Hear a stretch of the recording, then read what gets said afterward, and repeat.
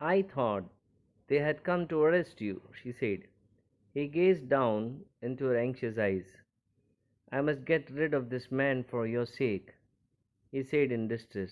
Somehow I must get rid of him. Sadao goes to see the general. Of course, the general said weakly. I understand fully, but that is because I once took a degree in Princeton, so few Japanese have. I care nothing for the man, Excellency, Sadao said, but having operated on him with such success. Yes, yes, the general said. It only makes you feel you more indispensable to me. Evidently, you can save anyone. You are so skilled. You say you think I can stand one more such attack as I have had today. Not more than one, Sadao said. Then certainly I can allow nothing to happen to you, the general said with anxiety. His long, pale Japanese face became expressionless, which meant that he was in deep thought. You cannot be arrested, the general said, closing his eyes. Suppose you were condemned to death and the next day I had to have an operation. There are other surgeons, Excellency, Sadao suggested. None I trust, the general replied. The best ones have been trained by Germans and would consider the operation successful even if I died. I do not care for their point of view, he cited. He sighed.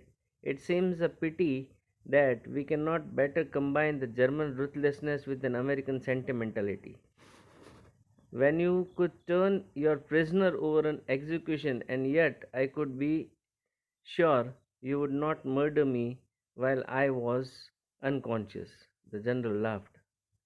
Said, even if, say, uh, I sentence you to death, even after that, say, while I am unconscious, you would not kill me. That's what, that much I can trust you. As a Japanese, could you not combine these two foreign elements? He asked. Sadao smiled. I am not quite sure, but for your sake, I would be willing to try. Excellency, the general shook his head. I'd rather not be the test case, he said. He felt suddenly weak and overwhelmed with the cares of his life as an official in times such as these, when repeated victory brought great responsibilities all over the South Pacific. Now, this is the condition of the. It is very unfortunate that this man should have washed up on your doorstep, he said irritably. I feel it so myself, Sadao said gently. It would be best if he could be quietly killed, the general said. Not by you, but by someone who does not know him. I have my own private assassins. Suppose I send two of them to your house tonight, or better, any night. You need know nothing about it. It's now warm. What would be more natural than that you should leave the outer partition of the white man's room open to the garden while while he sleeps. So this is what the general suggested, that I will ask two men to come and assassinate him in your house. You keep the door open. Certainly it would be very natural, Sadao agreed. In fact, it is so left open every night. Good, the general said, yawning. They are very capable. They make no noise and they know the trick of inward bleeding. If you like, I can even have them remove the body. Sadao considered. That perhaps would be the best, Excellency. Thinking of Hannah. It's good that they take the body also. He left the general's presence then and went home, thinking over the plan. In this way, the whole thing would be taken out of his hands. He would tell Hannah nothing, since she would be timid at the idea of assassins in the house, and yet certainly such persons were essential in an absolute state such as Japan was. How else could rulers deal with those who opposed them? He refused to allow anything but reason to be the atmosphere of his mind. Logical he has to be, as He went into the room where the American was in bed. But as he opened the door, to his surprise, he found the young man out of bed and preparing to go into the garden. What's this? Who gave you permission to leave your room? I'm not used to waiting for permissions, Tom said gaily. Gosh, I feel pretty good again, but will the muscles on this side always feel stiff? Is it so? Sadao inquired, surprised. He forgot all else. Now I thought I had provided against that, he murmured. He lifted the edge of the man's shirt and gazed at the healing scar. Massage may do it, he said, if exercise does not. It won't bother me much, the young man said. His young face was gowned under the studly blonde beard. Say, doctor, I have got something I want to say to you. If I hadn't met a Jap like you, well, I wouldn't be alive today. I know that. Sada bowed, but he could not speak. Sure, I know that. Tom bent on warmly. His big thin hands, gripping a chair, were white as the knuckles.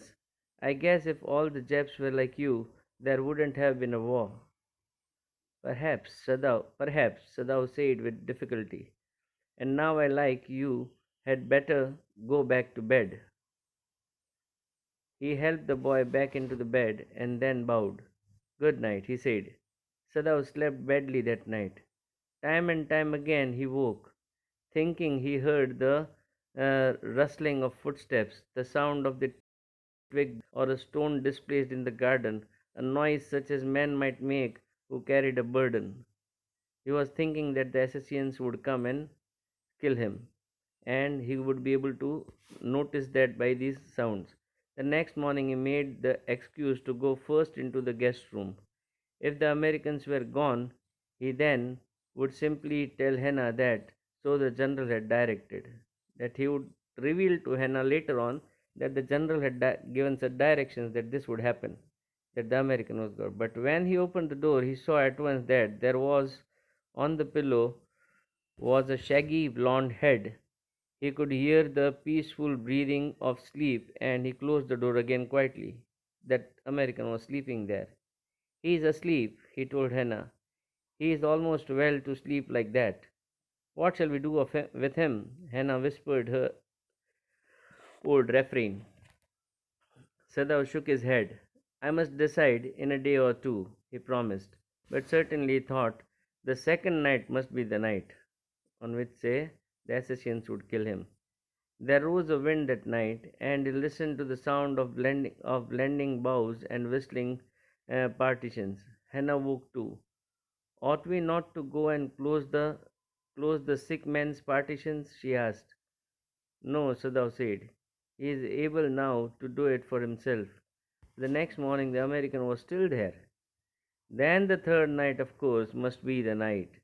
The wind changed to quiet rain, and the garden was full of the sound of dripping eaves and running springs.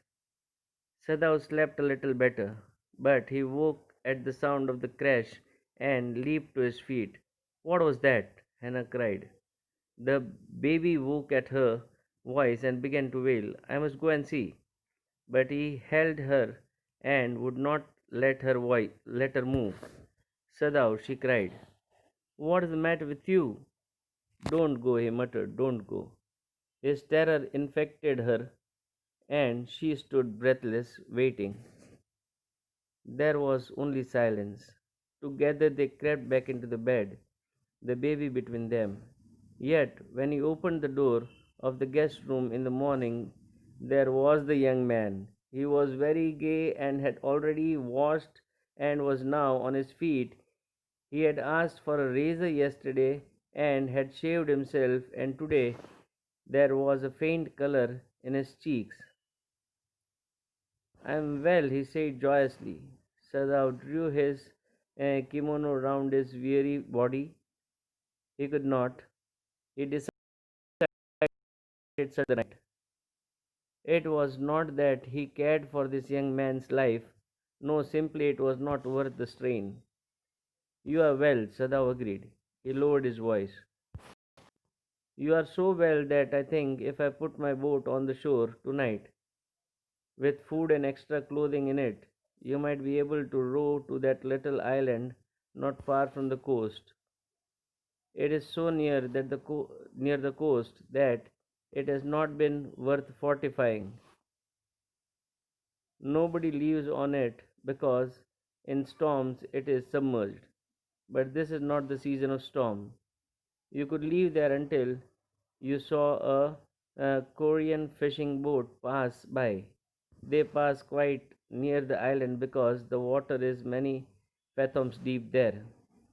The young man stared at him, slowly comprehending. Do I have to? He asked. I think so, Sadao said gently. You understand, it is not hidden that you are here. The young man nodded in perfect comprehension. He understood it well. Okay, he said simply. Sadao did not see him again until evening. As soon as it was dark, he had dragged the stout boat down to his shore, and in it he put food and bottled water that he had bought secretly during the day, as well as two quilts he bought as a pawn shop at a pawn shop. The boat he tied to the post in the water, for the tide was high. There was no moon, and he worked without a flashlight. When he came to the house, he entered as though he were just back from his work, and so Hannah knew nothing. Yomi was here today, she said as she served his supper. Though she was so modern, still she did not eat with him. Yomi cried over the baby. She went on with a sigh. She misses him so. The servant will come back as soon as the foreigner is gone, Sadao said. He went into the guest room that night before he went to bed himself and checked carefully the American's temperature, the state of his wound, and his heart and pulse. The pulse was irregular, but that was perhaps because of excitement. The young man's pale lips were pressed together and his eyes burned. Only the scar on his neck were red. I realize you are saving my life again, he told Sadao. Not at all, Sadao said. It's only inconvenient to have you here any longer. He had hesitated a good deal about giving the man a flashlight, but he had decided to give it to him after all. It was a small one, his own, which he used at night when he was called. If your food runs out before you catch a boat, he said, signal me two flashes. At the same instant, the sun drops over the horizon. Do not signal in darkness, for it will be seen. If you are all right but still there, signal me once. If you will find fresh fish easy to catch, but you must eat them raw, a fire would be seen. Okay, the young man breathed. If you He was dressed now in the Japanese clothes which Sada had given him, and at the last moment Sada wrapped a black cloth about his blond head. Now, Sada said. The young American, without a word, shook Sadao's hand warmly and then walked quite well across the floor and down the step into the darkness of the garden.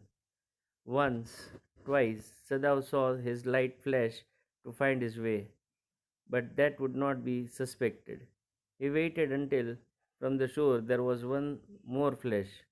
Then he closed the partition. That night he slept. You say the man escaped? The general asked faintly. He had he had been operated upon a week before, an emergency operation to which Sadav had been called in the night. For 12 hours Sadav had not been sure the general would leave. The gallbladder was much involved. Then the old man had begun to breathe deeply again, and he demanded food. To demand food, Sadav had not been able to ask about the assassins. So far as he knew, they had never come. The servants had returned, and Yumi had cleaned the guest room thoroughly and had burned sulfur in it to get the white man's smell out of it. Nobody said anything. Only the gardener was cross because he had got behind with his Carinthianism. But after a week, Sadao felt the general was well enough to be spoken to about the prisoner. Yes, Excellency, he escaped, Sadao now said. He coughed, signifying that he had not said all he might have said, but was unwilling to disturb the general further. But the old man opened his eyes suddenly. That prisoner, he said with some energy, did I not promise you I would kill him for you?